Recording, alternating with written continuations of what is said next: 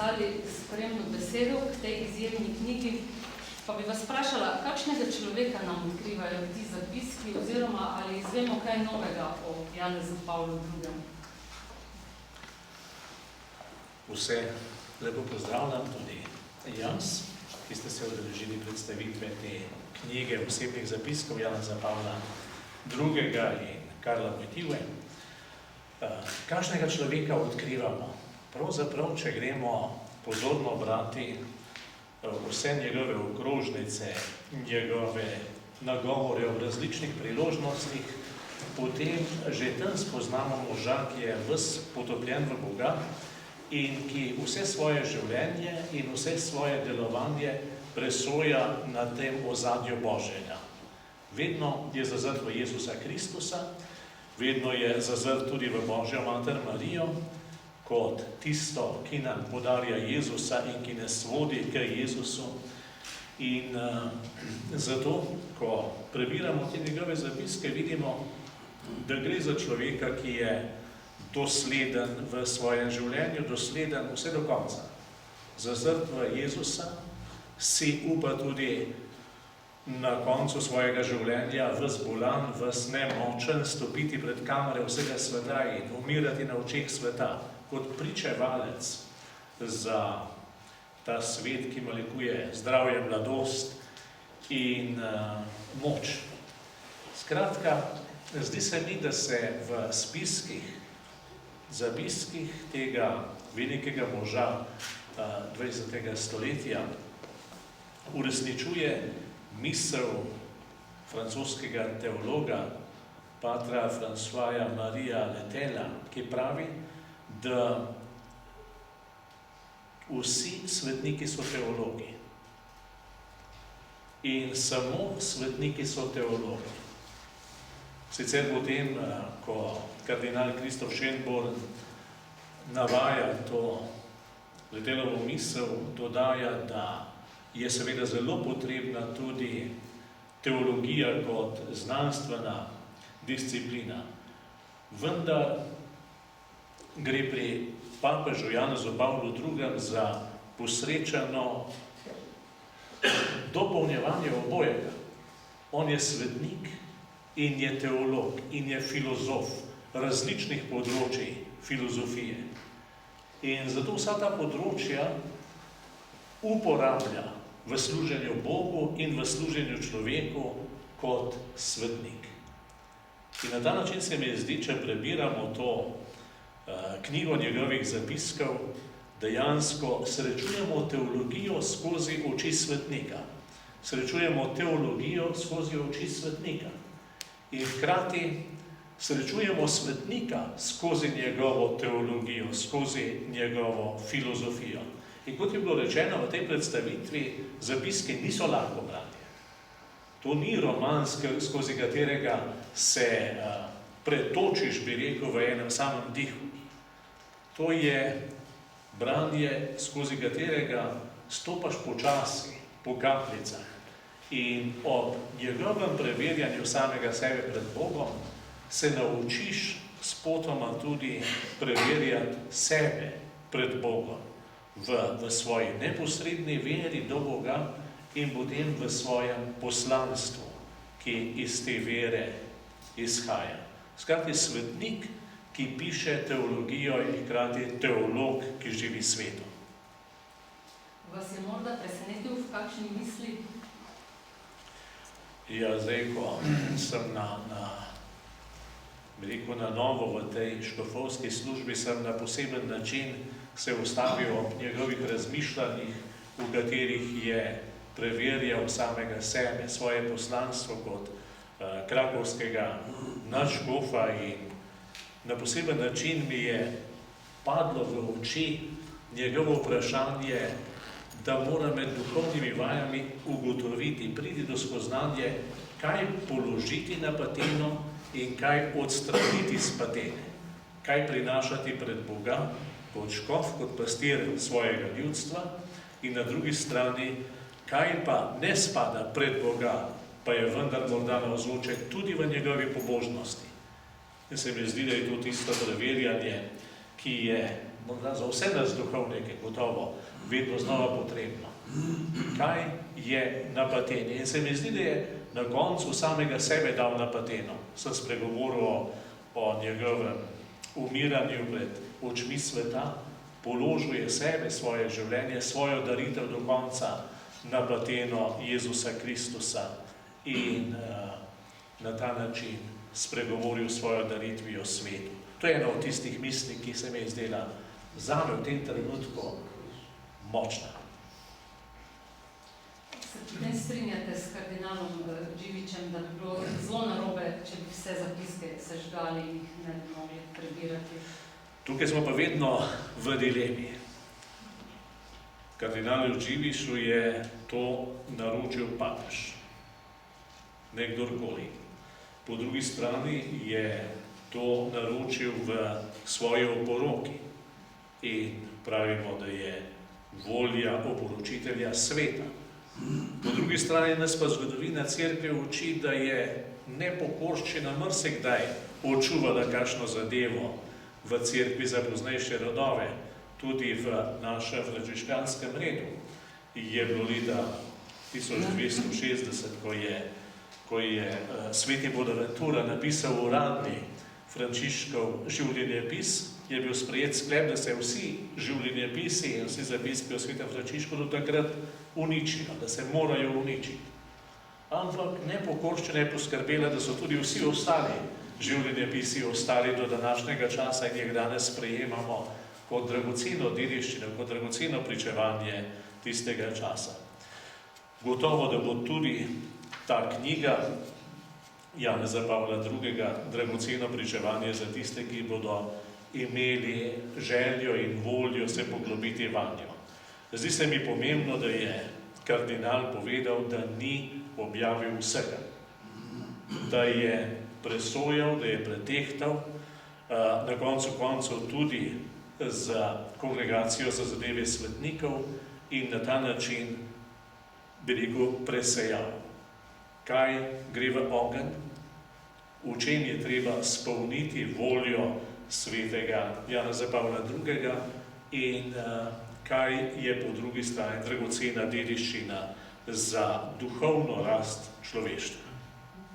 Gospod Načkov, iskrena hvala. Gospod Andrej Turk, vi ste se spopadli s prevodom te že tako na videz obsežne knjige. Pa vas prosim, če nam razložite, kako je knjiga sestavljena in kateri so glavni poudarki. Ja, glavne poudarke je čudovito podal že gospod Načkov. Sama knjiga je sestavljena iz predgovora kardinala Dživiša. Tudi jaz se strinjam, da glede na to, da je ta mož preživel v papežu skoraj 40 let in na nek način skoraj da duhovno poročen z njim, ima tudi nekaj pravice pri tej odločitvi in pred svojo lastno vestjo, kot je sam rekel, je spoznal, da je to pravilna odločitev. Mislim, da je tudi sveti oče dal ta nalog, naj se zapiski sežgejo iz velike ponižnosti. In sem hvaležen, da so se ohranili. Meni osebno, jaz sem se lotil tega prevoda z velikim strahospoštovanjem in negotovostjo, kako bo šlo. Ampak moram reči, da ni bil kakšen večji problem to prevajanje. Res je, da sem mnogo let nazaj preživel 1 leto na Poljskem, v Varšavi, na študiju teologije, tako da sem dobil nekaj osnove tega jezika. Je tudi v mnogočem podoben slovenščini, predvsem pa nam je blizu duhovno, ker poznamo papeževo duhovnost iz njegovih okrožnic, teoloških, in zame so bili te zapiski nek zametek te kasnejše teologije, ki je na to razvil kot papež, tako da nam je blizu. Jaz mislim, da to ni ne vem kako zahtevno branje. Tudi jaz sem se trudil čim bolj posloveniti, poenostaviti stvari, ampak ker gre to za zapiske, velikokrat stavki niso dorečeni, so samo kratke misli in jih je seveda mogoče razlagati na en ali drugi način. Tako da, ko sem opravil poljski prevod, sem se še malo posvetoval z italijanskim, ki je izšel kot prvi,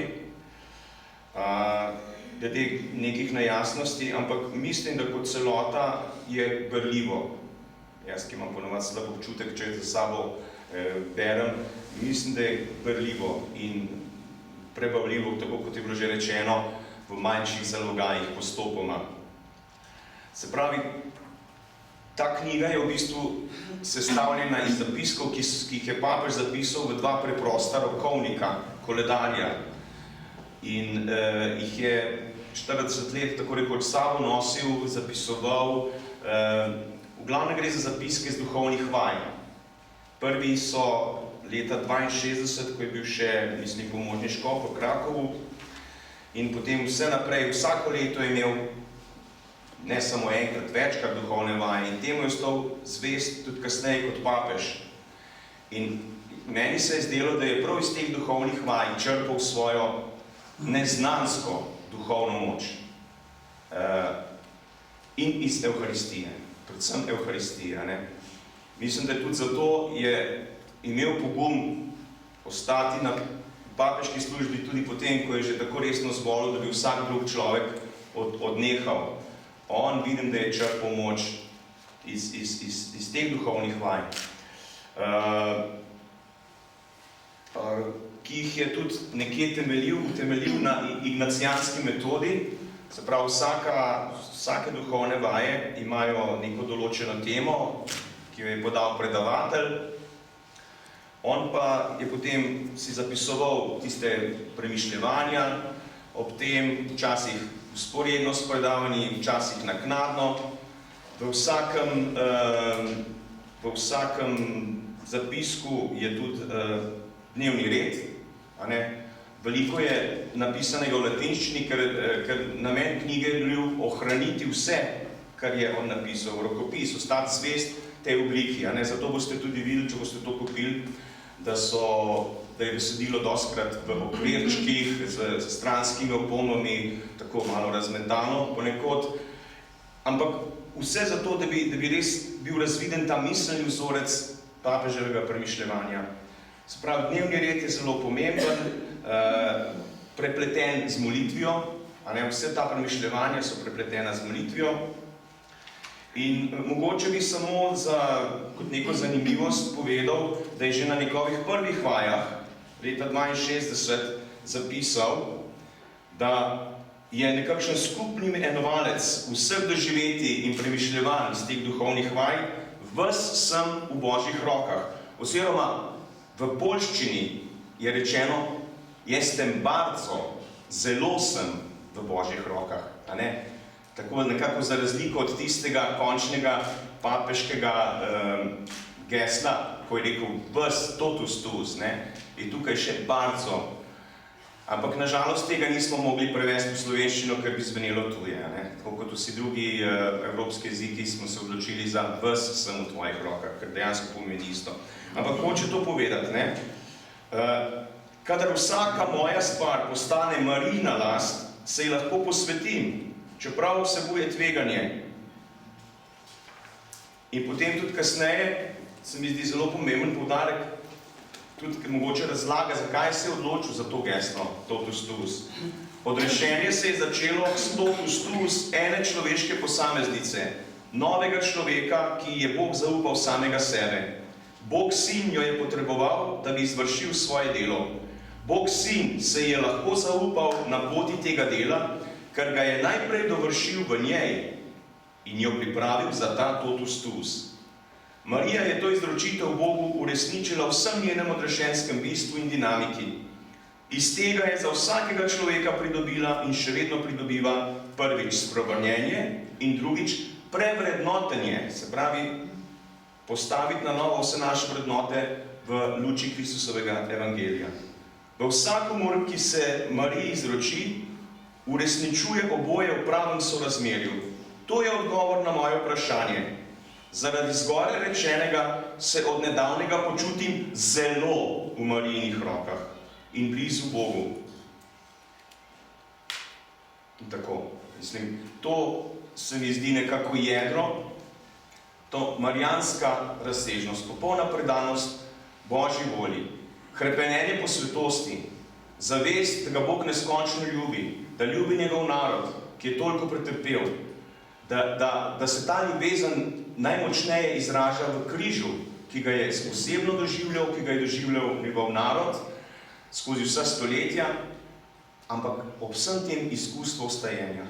Mene se je zelo dotaknila tudi ta trinitarična razsežnost, to čutenje, da živi kot kristjan in kot pastir v občestvu ljubezni po Svetem Duhu z Očetom, Sinom in tudi Marijo. Da je neprestano živel iz tega, neprestano preiskoval svojo vest, neprestano se trudil izpolniti Božjo voljo, se odpovedovati samemu sebi, skrbeti za svoje ovce, kot pastir. To se mi zdi najbolj čudovito pri njem. In mogoče bi še to za konec povedal, da je tukaj pred izvolitvijo za papeža je poudaril to, da so vse milosti v našem življenju, vse velike milosti povezane z žrtvijo, povezane s križem in trpljenjem bližnjih. Ker pravi, ne morem si kaj, da ne bi svoje izvolitve dne 16. oktobra povezal z dogodkom, ki se je zgodil le 3 dni pred njo. Zdi se mi, da je bila žrtev mojega sobrata v škofovstvu priprava na to. Namreč, kaj se je zgodilo? Škof Andrzej Deskur je 3 dni pred to izvolitvijo doživel kap. Zadela ga je kap in ga delno ohromila. In ga je tik pred odhodom v Rim še šel obiskat v bolnico. Tik pred odhodom na konklave. To je bila ena stvar. Drugo pa pravi, nekakšno podobnost vidim tudi v dogodku izpred 11 let, julija 1976, ko sem bil med konzistorijem v Rimu poklican v kardinalski zbor in je moj prijatelj, pater Marjan Javorski, izgubil roko v nesreči vlaka pri Niđici. Se pravi, videl je, da je Bog združil te milosti, ki jih je njemu dal, s trpljenjem ljudi, ki so mu bili blizu. Tako da smo dejansko v cerkvi neko telo in da ko en trpi, vsi trpimo. In da ima ta križ, ki ga Bog dopušča, svoj smisel v velikih duhovnih sadovih, ki jih daje potem cerkvi. Toliko, če bodo še kakšno vprašanje, kasneje morda. Hvala lepa. Sestra Grazina, vi ste upravili strokovni pregled prevoda, iz česa smemo sklepati, da ste se v tem najbrž zelo poglobili tudi v same misli. Kako bi vi nam, ki še nismo brali, priporočili, kako naj se lotimo te knjige, kako naj jo beremo? Vendar ne gre za roman, kot smo slišali, je to pravzaprav meditacija. Hvala lepa. No, strokovni pregled, to je velika beseda, ampak sem bila res počaščena, da preberem to knjigo v slovenščini. Mogoče se vrnim še v naslov. Ko Andrej že rekel, da naslov knjiga v polščini celotnih zapiskov je Jestem bardzo w rękach Bożych. Hvala lepa za polščino. Jestem bardzo w rękach Bożych. W polščini se tudi tego nie powie. Jestem bardzo. To sploh nie zvoni, ampak da je tako lepo prevedano, da vsi razumemo sploh za kaj gre. Da hočem povedati, da sem v Božjih rokah, cel sem v Božjih rokah. I to iz polščine se mi zdi, da je poudarjeno je še bolj čustveno. Da Bog nije sama kakšna, Bog obstaja nekaj, ampak da resnično smo objeti, da Bog nas objema. Hotel mislim to povedati, vsakega od nas. I zdaj, ja na začetku sem se držala tako močno polski stavek, slovenski stavek, ampak to tudi bilo potem brez veze. Sem rekla, moramo to razumeti. I čudovit je prevod, razumljiv je prevod, čeprav zelo težki. Ker ko jaz sem recimo na duhovnih vajah, ja pišem kakšne svoje zapiske, kdo to bo razumel sploh? To ja to razumem. I to, da to vseeno nekdo razumije, da to še prevaja i še to lahko služi drugim, to je mislim cela artizana. No. Ampak kako se bere to knjigo? Resnično, prva stvar, mislim tudi, da ta knjiga, da te zapiske so za vse ljudi. Od preprostih ljudi do škofov. Ja, ker če jaz sem preprosta sestra, razumem to, mislim, da to, zaradi tega je to za vse. In mislim, da če hočemo lotiti se branja, moramo predvsem pomisliti o molitvi, da jaz molim s to knjigo. Molim, poglobim kakšno stvar, ki mogoče nisem mišljal na to ali mišljala na to od začetka, ker ena stvar se še vidi, da na začetku, ko je še bil kardinal, mlad, poln življenja, kako tej teologiji bilo tako veliko, vsego se zdi komplicirano, čeprav ni tako, ampak veliko. In ko se bliža koncu, preprosti stavek, vedno manj besed, ampak mislim več duhovnih stvari in čustev, mislim, doživetja. In mislim, da kot v našem življenju, to mislim je isto. Ampak vzamem to za molitev, za mojo poglobitev. In recimo, tukaj že isto stvar, ko jaz sem, tako mi prišlo, za mene osebno, postati moramo hostija za Boga in kruh za ljudi. Samo to za danes, hostijo za Boga in dar za ljudi. Če to preživim danes,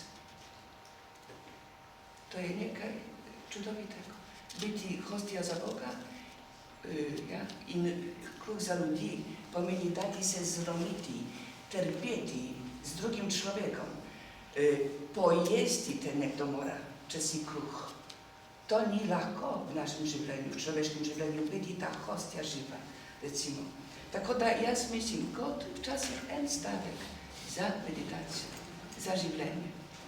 Se pravi, tu ne gre za klasične dnevniške zapiske o življenju, ampak za duhovne zapiske. Ja. Iz tega lahko